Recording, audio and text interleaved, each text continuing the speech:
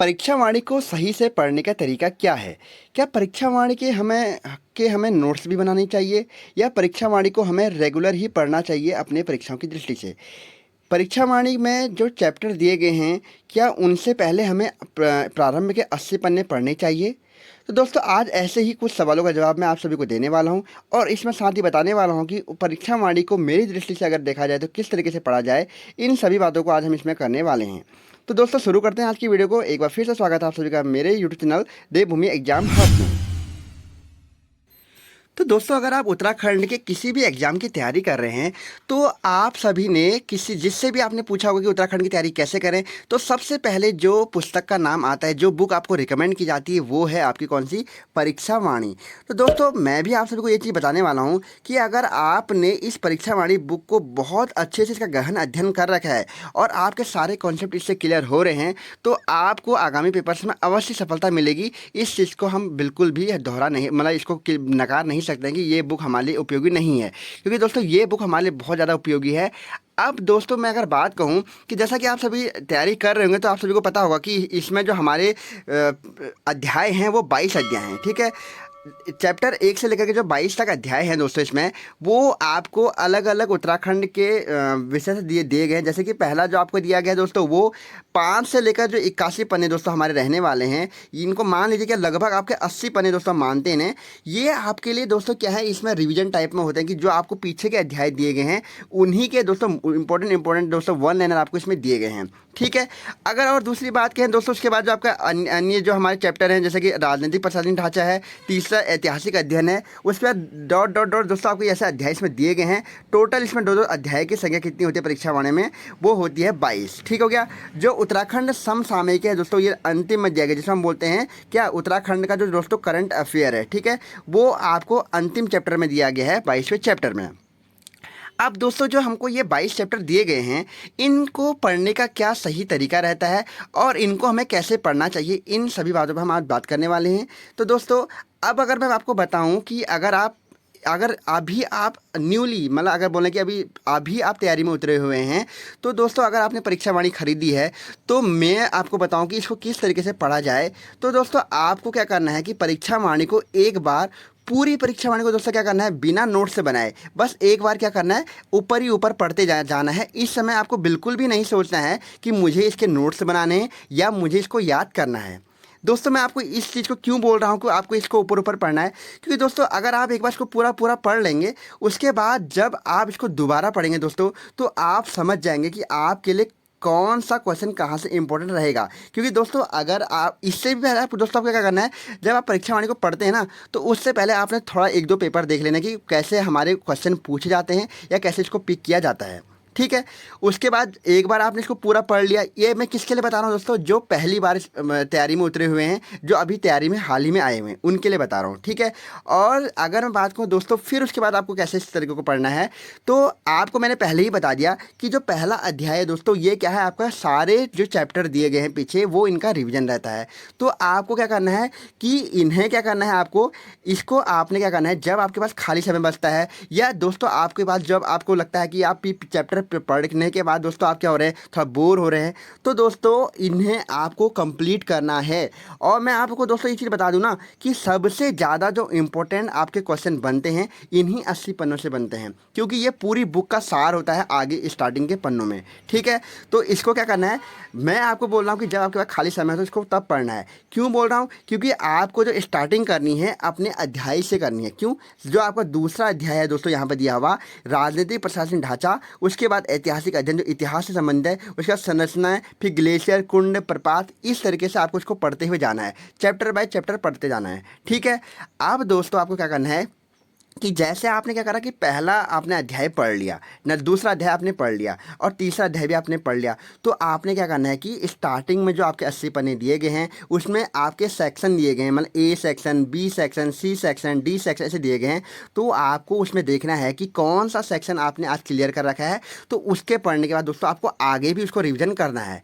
ये आपका बहुत आसान तरीका होगा और अभी आपको नोट्स नहीं बनाने हैं, क्योंकि दोस्तों अगर मैं आपको बता दूं, जो परीक्षा वाणी है ये अपने आप में ही स्वयं एक नोट्स है, नोट्स बुक है दोस्तों। ये आपको पेपर के लिए दी जा रही है क्योंकि इसको आपको बार बार रिवीजन करना है। ये स्वयं ही एक नोट बनी हुई है, नोट्स इसमें बने हैं, परीक्षाओं के उपयोगी जो इसमें प्रश्न हैं वो दिए गए हैं। तो आपको क्या करना है, इनको पढ़ना है, ठीक है। उसके बाद दोस्तों आपको क्या करना है कि जब आप इसको पढ़ते पढ़ते पढ़ते आपने पूरा इसका ख़त्म कर देते हैं, उसके बाद आप पहुँच जाते हैं कहाँ पे, हमारे जो इसमें दिए गए हैं 21वां अध्याय जो दिया गया है, यहाँ तक आप पहुँच जाते हैं।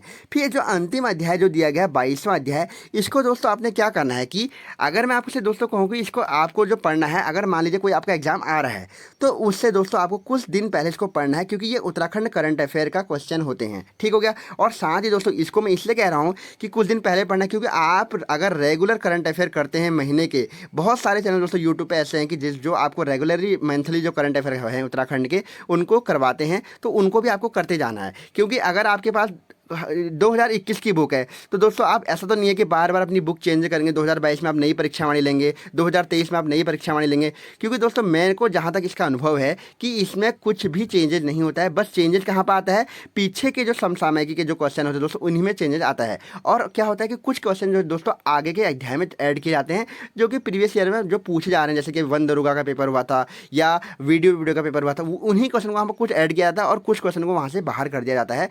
बस क्वेश्चनों का यही रहता है। क्योंकि दोस्तों आप देख पा रहे होंगे यहाँ पे कितने पन्ने हैं, 328 पन्नों की दोस्तों ये बुक है। ये बुक आपकी है 2021 की, ठीक हो गया। उसके बाद 2022 की बुक है दोस्तों ये। 2023 में नई बुक आई होगी तो उसमें कुछ पन्नों की संख्या बढ़ गई होगी, या 2024 में आएगी तो फिर और बढ़ जाएगी, एक दो पन्ने बढ़ जाएंगे। बस वही होता है कि उसमें करंट अफेयर को ऐड किया जाता है, करंट अफेयर क्वेश्चनों को, पिछले क्वेश्चन जो करंट अफेयर क्वेश्चन है उनको कम किया जाता है और आगे करंट अफेयर को ऐड किया जाता है। तो यही आपका इसमें रहता है, ठीक हो गया। तो मैं क्या कह रहा हूँ कि आपको इसमें क्या करना है, करंट अफेयर आपको मंथली करते रहना है। और साथ में दोस्तों इसको भी आप कभी कभी जब आपको टाइम लगेगा उसके साथ आप इसको देख सकते हैं, और इसके भी आपको क्या करना है कि इसको आपको ढंग से पढ़ना है। अब दोस्तों आपके जो 80 पन्ने हैं, जब आप एक बार इसको पूरा पढ़ लेंगे तो दोस्तों आपको क्या करना है कि अपना एक टाइम शेड्यूल बनाना है कि जो आपके 80 पन्ने हैं दोस्तों इनको आपको क्या करना है, जल्द से जल्द क्या करना है, ख़त्म करना है, ठीक है। अब उसके बाद दोस्तों आपको क्या करना है कि जब ये आपके पूरे समाप्त हो जाएंगे, फिर उसके बाद दोस्तों आपको क्या करना है कि अपने पास एक कॉपी और पेन रखना है। उसके बाद आपको देखना है कि आपको इसमें से कौन से क्वेश्चन जो है नहीं आ रहे हैं, तो उसको आपको खाली उसी को नोट करना है कि जो उसको आप बार बार रिवीजन कर पाएँ, ठीक है। और जो इसमें एमसीक्यूज़ दिए गए हैं, एमसीक्यूज़ में दोस्तों आपने कभी भी टिक नहीं करना है बुक के अंदर। क्यों टिक नहीं करना है, क्योंकि अगर आपने उसको टिक कर दिया तो अगली बार दोस्तों आपको सीधा उसका आंसर दिख जाएगा और आपको पता नहीं लग पाएगा कि इसमें आप सही क्या कर रहे हैं और आपको वो आ रहा है या नहीं आ रहा है, ठीक है। तो इन चीज़ों को आपको करना है। अब दोस्तों ये मेरा तरीका है, जिस तरीके से मैं आपको समझा पा रहा हूँ कि इस तरीके से आपको बुक का पढ़ना चाहिए। अगर आपको इससे अच्छा तरीका या अपना सुविधा के लिए जो आपने तरीका बनाया हुआ है वो आपको पसंद आ रहा है तो उसको भी आप फॉलो कर सकते हैं, ठीक है। अब दोस्तों जो यहाँ पे इतनी सारी चीज़ें होती हैं, अब मैं आपको एक चीज़ और बताने वाला हूँ कि जो यहाँ पे आपके नदी तंत्र, झीलें, ग्लेशियर, कुंड, और दोस्तों यहाँ पे आपके क्या, यहाँ पे जो आपके स्थानों से रिलेटेड मेले हैं, और दोस्तों यहाँ पे हमारे बहुत सारे मंदिर हैं। इन जो आपका ये आपका जो पोर्शन रहता है यहाँ से बहुत सारे क्वेश्चन बन रहे हैं, ये आप सभी जानते हैं, है ना। और ये अनुसूचित जाति और जनजाति, ये तो आपके लिए मोस्ट इंपॉर्टेंट चैप्टर है हर एग्जाम के लिए, क्योंकि इससे तो हमेशा क्वेश्चन बनते ही बनते हैं। तो आपको इसके लिए क्या करना है, पहले मैं आपको बताता हूँ कि जो भी आपका मैप से रिलेटेड है, जैसे कि नदियाँ हो गई, आपके मंदिर हो गए, आपके उद्यान हो गए, आपके हमारे क्या बोलते हैं बुग्याल हो गए, ऐसे को आप क्या करना है, जब आप परीक्षा वाणी पढ़ते हैं ना उसके साथ ही आपको क्या करना है, एक मैप भी रखना है, ठीक है। अब उसमें क्या करना है, आपको मैप रखने के बाद क्या करना है कि उसमें जैसे आज आपने क्या पढ़ा कि आपने मंदिर पढ़े आज, ठीक है। तो आपने क्या करना है, मंदिर के लिए दोस्तों आपने क्या करना है कि एक मैप लेना है और उसमें मंदिर के जितने भी हमारे उत्तराखंड राज्य में 13 जिलों में जितने मंदिर हैं उनको क्या करना है, वहाँ पे उनके नाम लिख देने हैं मैप के अंदर। उससे आपको क्या फ़ायदा होगा, ऐसे ही आपने क्या करना है, बुग्यालों के नाम भी लिख देना है। आपने एक ही मैप में सब चीज़ एक साथ नहीं करना है, अलग अलग मैप बनने चाहिए। जैसे बुग्याल का एक बन गया, मंदिर का बन गया, आपके दर्रे हो गए, आपके जो भी आपके टॉपिक मैप से रिलेटेड होते हैं, नदी तंत्र हो गया, उसके लिए आपने क्या करना है कि मैपिंग करनी है। मैपिंग करने के बाद दोस्तों क्या होता है कि जब आप मैपिंग करते हैं तो आपको जब परीक्षा बहुत नज़दीक आती है, जैसे आपके लिए परीक्षा के लिए 1 माह का टाइम बच रहा है या 1 हफ्ते का टाइम बच रहा है, तो उसमें क्या होता है दोस्तों, आपको रिवीजन का बहुत बड़ा यहाँ पर आपका महत्व रहता है कोई भी एग्जाम को क्लियर करने के लिए। तो जैसे ही आपका एग्जाम आता है तो आप क्या करते हैं, पूरी परीक्षा वाणी को नहीं खोलते हैं, सीधे आप मैपिंग देखते हैं, आपके 4 से 5 चैप्टर दोस्तों उसी में क्लियर हो जाते हैं। बहुत अच्छा तरीका है मेरे हिसाब से। तो ये अगर आप देखेंगे ना तो ये तरीका बहुत बेस्ट रहता है, क्योंकि जब आप मैपिंग से पढ़ते हैं तो आपको ये भी ध्यान रहता है कि मैंने कौन सी चीज़ कहाँ पे उसको दर्शाया है, मतलब कहाँ पे मैंने उसको लिखा हुआ है, तो वो भी आपके लिए बहुत इंपॉर्टेंट रहती है। तो इसलिए मैं कह रहा हूँ कि आपको इस तरीके से आपको पढ़ना है, ठीक है दोस्तों। और आपका जो यहाँ पर जनसंख्या एवं नगरीकरण और आपका अनुसूचित जाति एवं जनजाति वाला चैप्टर है दोस्तों, ये 12वां चैप्टर दोस्तों आपके हर एग्जाम में बहुत ज़्यादा इंपॉर्टेंट, चाहे आप यूके पीएससी का एग्जाम दे रहे हैं, चाहे आप यूके एसएससी का एग्जाम दे रहे हैं, दोनों के लिए बहुत इंपॉर्टेंट रहता है। अब ये क्यों किस तरीके से आप इसकी तैयारी कर सकते हैं दोस्तों, एक बार मैंने पहले ही बोल रखा है कि स्टार्टिंग में खाली आपको पढ़ना है, उसके नोट्स नहीं बनाने हैं।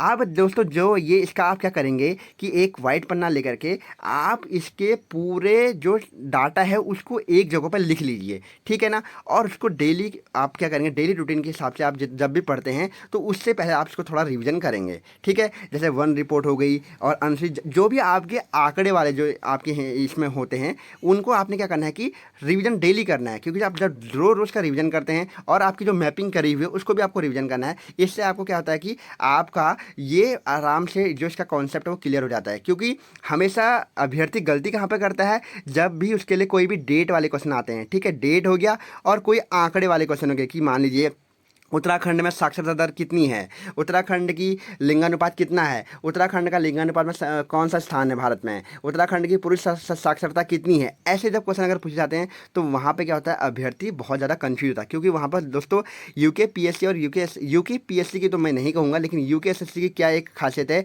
कि वो क्या करता है, आपके जो यहाँ पे जो भी ऑप्शन बनाता है वो बहुत क्लोज बनाता है। जैसे कि बोल देगा कि उत्तराखंड का साक्षरता में स्थान कौन सा है, ऑप्शन दे देगा 17, 18, 19, 20। अब दोस्तों इसमें पिक करने में क्या होता है, बहुत ज़्यादा डिफिकल्टीज होती है अभ्यर्थी को। तो इसलिए आपको ध्यान रखना है कि आपको इस तरीके से तैयार करना है कि आप कभी भी पेपर में उसको गलत करके नहीं आएंगे, ठीक हो गया। तो ये तरीका दोस्तों मेरे हिसाब से बहुत अच्छा है पढ़ने का। और रिवीजन तो आपको इसको करते रहना, चाहे आप एक दिन में कितना भी घंटा पढ़ें, इसके लिए आपको अलग से टाइम निकाल के अपन को इसको हमेशा रिवीजन करना, क्योंकि ये क्या है, आपको एग्जाम क्लियर कराने में बहुत बड़ी भूमिका निभाती है। अगर मान लीजिए 40 क्वेश्चन कोई भी एग्जाम में पूछे जा रहे हैं उत्तराखंड के, तो दोस्तों 25 से 30 क्वेश्चन दोस्तों आप आसानी से मान सकते हैं कि यहाँ से ही पूछे जाते हैं, ठीक हो गया। 25 से 30 क्वेश्चन कम से कम यहीं से पूछे जाते हैं। तो आप क्यों अलग अलग बुक के पीछे भाग करके जा रहे हैं जहाँ कि आपका स्कोर कम होना है। इससे बड़े तो आप इस पे ज़्यादा तैयारी कीजिए ना, अपना फोकस इस पर रखिए। आप इसको एक टाइम बना दीजिए कि मेरे को 1 महीने के अंदर में या 2 महीने के अंदर में परीक्षा वाणी को पूरा कंप्लीट करना है, ठीक है। और जो आगे के 80 पन्ने हैं उन्हें तो आपने बिल्कुल अच्छे से पढ़ना ही पढ़ना है। उनको क्या करना है, आपने बार बार रिवीजन करना है। जैसे आपको खाली टाइम मिल रहा है उस समय पढ़ लिया, या कभी आपने, और जो मैपिंग भी है ना दोस्तों, तो क्या होता है, मैप अगर आपने बना के रखा हुआ है ना, तो कभी मान लीजिए कोई नया क्वेश्चन आ गया, नया मंदिर आ गया, या कोई नया आपका बुग्याल आ गया या दर्रा आ गया, तो क्या होता है कि आप मैप खोलेंगे, सीधा उसको वहाँ पे दर्शा देंगे या वहाँ पर लिख देंगे, तो आपका आगामी पेपर्स के लिए वो बहुत ज़्यादा इंपॉर्टेंट हो जाता है, ठीक है दोस्तों। तो दोस्तों ये मेरे द्वारा बनाया गया जो ये वीडियो है, ये आज इसी कॉन्सेप्ट पे थी कि आपको परीक्षावाणी किस तरीके से पढ़नी है। अब दोस्तों आशा करता हूँ कि आपको मेरे द्वारा दी गई जो तरीका है पढ़ने का वो पसंद आया होगा। अगर दोस्तों इसके अलावा आपको कोई अपना तरीका भी पसंद आता तो आप मुझे कमेंट बॉक्स में कमेंट कीजिए, वो भी आपके लिए और अन्य जो अभ्यर्थी हमारे हैं उनके लिए भी हेल्पफुल हो सकता है, ठीक है दोस्तों। तो दोस्तों आशा करता हूँ कि अगर आपको मेरे द्वारा दी गई जानकारी अच्छी लगी हो, या आपको मेरे ये वीडियो पे अच्छी लगी हो और आप चैनल पर पहली बार विजिट कर रहे हो, तो चैनल को सब्सक्राइब कीजिएगा। और अगर दोस्तों अभी तक आपने मेरे चैनल को सब्सक्राइब नहीं किया है और अपनी वीडियो को नहीं देखा अन्य परीक्षाओं से जो उपयोगी हैं, या आपके दोस्तों यहाँ पर पेपर जो प्रीवियस ईयर के कराए गए हैं उनको नहीं देखा है, तो दोस्तों चैनल पर जाके विजिट भी आप कर सकते हैं। तो दोस्तों आज की वीडियो में इतना ही। ओके, थैंक यू, धन्यवाद।